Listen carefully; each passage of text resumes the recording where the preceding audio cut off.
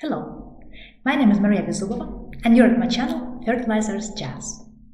Here we talk about events, trends, technologies in the world of fertilizers and agriculture. Please subscribe to the channel, put like to this video, and let's jazz! Today is the 19th of August 2024 and it is a weekly markets update. Let's have a look at the news of week 33 and see what are the next trends. In urea market, some activity revived, but the sentiment is rather bearish. The long-awaited Indian tender was announced last week. It will be closed on the August 29. But it turned out that shipping window will be wide until end of October. That indicates Indian buyers are not in the rush to buy in front of the Rabi season, and the sellers will need to find other outlets for part of their September and October cargoes. China is expected to be out of the market, so mostly Middle East and Baltics volumes will compete in the tender. Russian producers finalized their maintenance, so volumes will be available, and Middle East producers were very slow in recent weeks, with their books not filled for September shipments. In the West, there was some sales activity to Europe from Northern African producers. Egypt sold a 5,000 tons cargo at $357 FOB, which pulled proposals from other Egyptian producers to the 360s level. However, at this level, demand dissolved. Also, Algeria sold up 20,000 tons to Europe at similar mid-50s level. But all Northern African producers have available volumes for September, still to be placed. In Ukraine, Odessa port plant seems to be restarting, in fact, with one ammonia and one urea line to come back on stream by end of August. In Brazil, demand starts to pick up slowly in front of the key activity purchasing season in September. Sales are happening in the range of mid-350s, and suppliers lifted proposal to low 60s CFR last week. In coffee tender for supply to Central America's ports from August 12 resulted in the lowest offers for the West Coast at around $385 CFR for granular and $375 CFR for prilled. The product is expected to be supplied from Baltics at the netback of $315 to $20 FOB. In the US, values dipped to $305 to $10 for short-term FOB NOLA as a response to the Indian tender announcement, but close to the end of the week turned back to $310 FOB level. The actual demand in the US is seasonally low. In the East, suppliers were mostly inactive, anticipating development with the Indian tender. Middle East producers were reluctant to move proposals lower than 340 FOB level, with some spot volumes available even for the end of August shipment. Meanwhile, buying activity in the region came to its end, with Australia and Southeast Asia being quiet. Pakistan tender for 150,000 tons was scrapped last week, because federal government hasn't approved the proposal for urea imports, instead favoring the provision of gas supplies to domestic plants. Last sales of Iranian Lord gun shows $6–7 uptick in prices versus latest MIS tender. 20 and 30,000 lots for August and early September shipment were proposed by Lord gun at the level of $296–7 FOB. Paper values corrected downward amid details of the Indian tender. Egypt FOB values are the most stable, with minimum corrections. August average $348 FOB, September average $350, October average $345. NOLA FOB value declined back to the level of 2 weeks ago. August average $310 FOB, September average $308, down by $10 versus a week ago.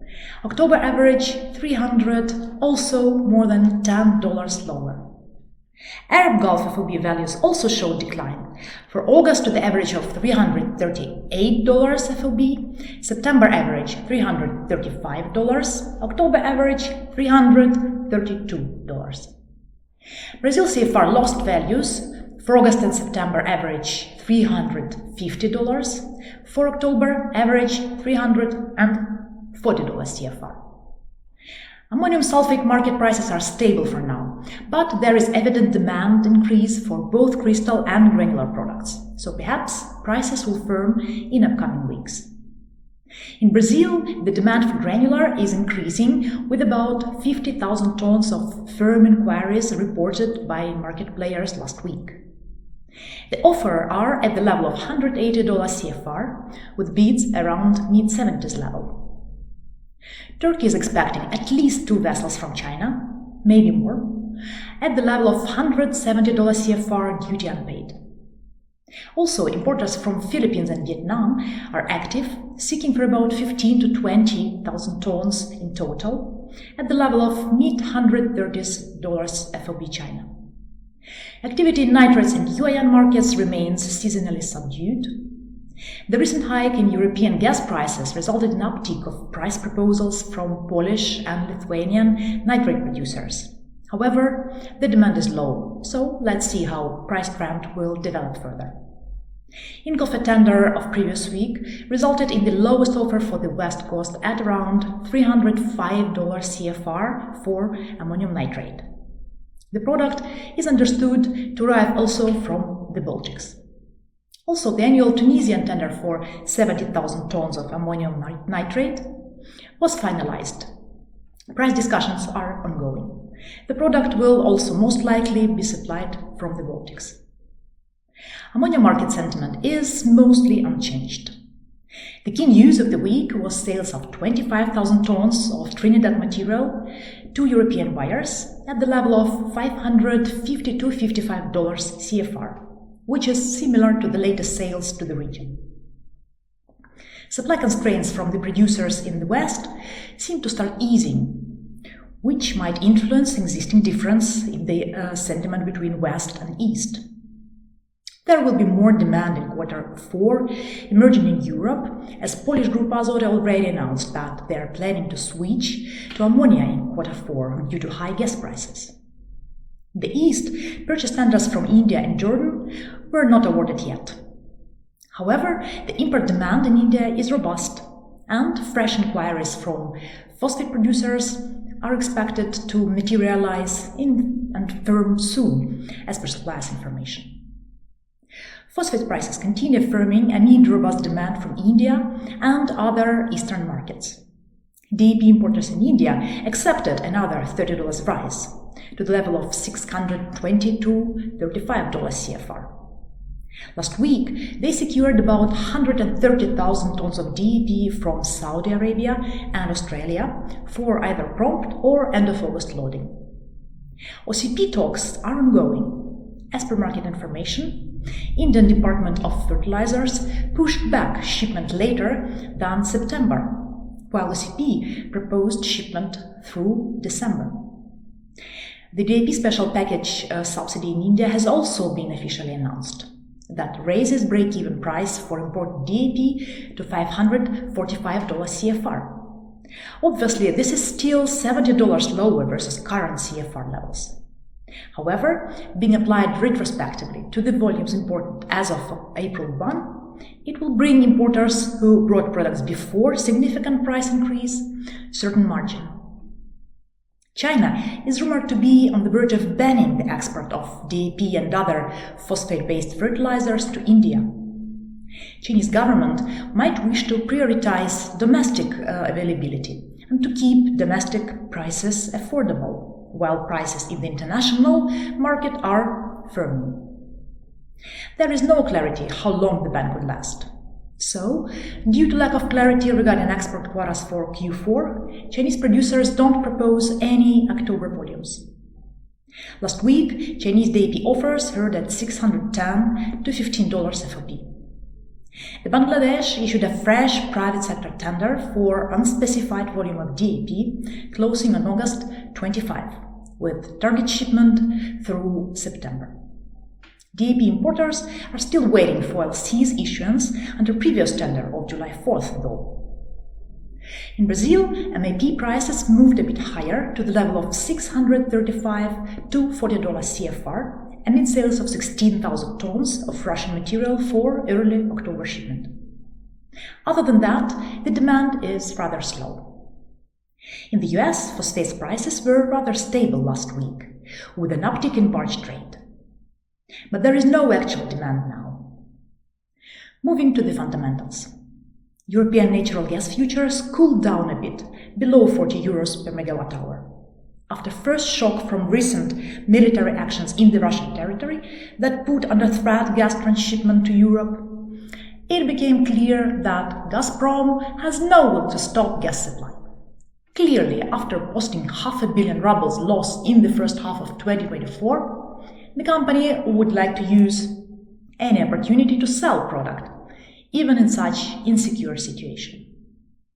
Otherwise, European buyers will immediately switch to other supply sources and most likely will not come back, even if Russian supply resumes. So, as soon as gas flow is physically possible, most likely it will continue, easing pressure at the market expectations. Europe also benefits from strong gas inventories and reliable Norwegian supplies. However, for European fertilizers producers, such high price level reflects a cash cost prior to emissions cost, over $500 ex-works for ammonia and $370 ex-works for urea. As already mentioned, Polish producers announced switching to ammonia in Q4 instead of gas. Perhaps we will see more moves later in September from the other European producers. In any case, European fertilizers production competitiveness will suffer a lot in Q4 in front of active purchasing season for spring application.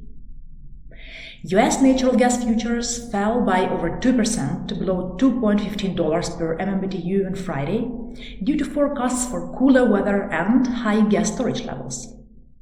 Storage remains 7% higher than last year and more than 12% above the 5-year average. High production and reduced demand from LNG maintenance have kept storage levels high. Agricultural commodities futures dropped again amid new WASDE report that was issued last week. The report showed increase in production and exports in key producing regions for all key crops, so market reacted with downward corrections. Wheat prices decreased to $5.3 per bushel, driven by a better-than-expected production from Ukraine. Globally, the USDA forecasts wheat production in the 2024-25 marketing year at 798.3 million tons and exports at 214.9 million tons. Increased forecast for Ukrainian wheat production shows uptick by 11%. To 21.6 million tons. Also, production in Australia and Kazakhstan is expected to increase to 30 million and 16 million tons respectively. In contrast, Europe is facing severe wheat production challenges, as France, the EU's leading wheat producer, is projected to see a 25% drop in output, resulting in one of the poorest harvests in decades. Germany is also experiencing reduced yields and quality issues, further tightening the European wheat market. Global wheat exports are projected to increase by 1%, also driven by Australian and Ukrainian exports growth by 5 and 8% respectively. Ukraine also showed higher export values for the marketing year 23-24 that just ended. The export increased by 2%, reaching 18.4 million tons. Last week tender from Egypt for purchase of a record 3.8 million tons of wheat finally ended up with purchase of only modest 280,000 tons of product from Ukraine and Bulgaria. Such low purchase is a result of a change in payment terms and price increase because of that. Egypt will pay for this purchase with deferred payment of 270 days, which is not a surprise amid current poor macroeconomic situation in the country. Corn futures continue dropping to the level of $3.93 per bushel last Friday. The fresh WASDE report forecasts marginal decrease in both production and exports of corn on the global level for the 24-25 marketing year. However, stocks for the current season that just ended were increased again amid abundant harvest. The key driver of increasing futures values is larger harvest of corn in the US in 2024-25 marketing year, which is expected to be at the level of 384.7 million tons, surpassing analysts' expectations by 800,000 tons. Projections for other main producing countries remained mostly unchanged. Thus, despite total global exports will marginally decrease, growth of exports from the US by 3.4% to the level of 58.4 million tons supported bearish sentiment. Soybean futures showed the most dramatic decline to the level of $9.4 per bushel, the lowest in 4 years. Last week, soybeans were the world's #1 most cheap and oversold commodity. Prices are low and all speculators hold big shorts. The WASDE report indicated increased stocks, production and exports, both for current marketing year and especially for 2024-25 marketing year. Global production is forecasted to increase by 1.6% to the level of 428.8 million tons, and the year will end with record stocks of 134.3 million tons. The key driver will be harvest in the US, that is expected to increase versus previous evaluation by 3.5% to the level of 124.9 million tons. Harvest in other largest producing regions, Argentina and Brazil, will remain unchanged. Also, exports from the US is forecasted to increase to the level of 50.4 million tons versus July evaluation. Despite smaller exports from Argentina, the total amount of product in the international market is expected to increase, pressuring prices. Moving to the shipping industry. Containerized freight index stopped its downward rally that started at the beginning of July. Last week, it held at the same level as a week ago, and perhaps it indicates the actual situation in the global container shipping industry. As analysts mentioned during last weeks, the market shouldn't expect significant downward correction, as fundamental factors are not quite favorable. The Baltic Exchange Dry Index corrected upwards, gaining about 20 points during last week, with all segments showing uptick. The growth was mainly driven by increase in Capesize segment due to typhoon off the eastern coast of China and a tightening vessel situation in the Atlantic. For Panamax segment, it was also a strong week, with demand tightening for September grain shipments from South America. Black Sea Basin showed gains as well. Activity in Ultramax segment was vivid almost for all routes.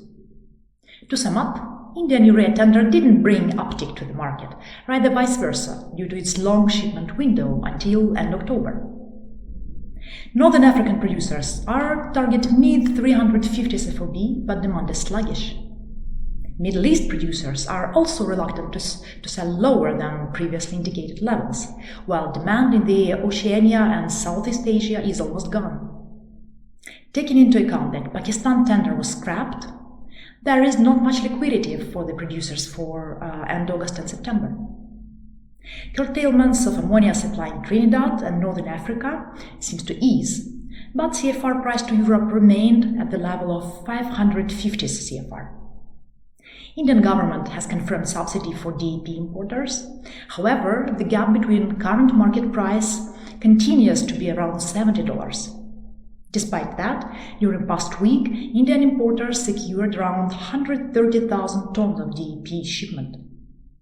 At the same time, China is evaluating implying a ban for exports of DAP and other phosphate pre-products to India due to rising prices and likely deficit in the domestic market. Continuing downward rally in all key agricultural commodities futures amid very favorable WASDE report issued last week indicates decreasing fertilizers affordability, which will influence purchase behavior in Q4 and onwards. This trend is supported by high gas prices in Europe amid continuing uncertainty of supply due to military actions by Ukrainian forces in the Russian territory, as well as military risks in the Middle East. So, let's see what is next around the corner, but it will be already next week. Thank you for watching. Please subscribe to the channel, put like to this video, push the bell in order not to miss any bad updates, and see you soon.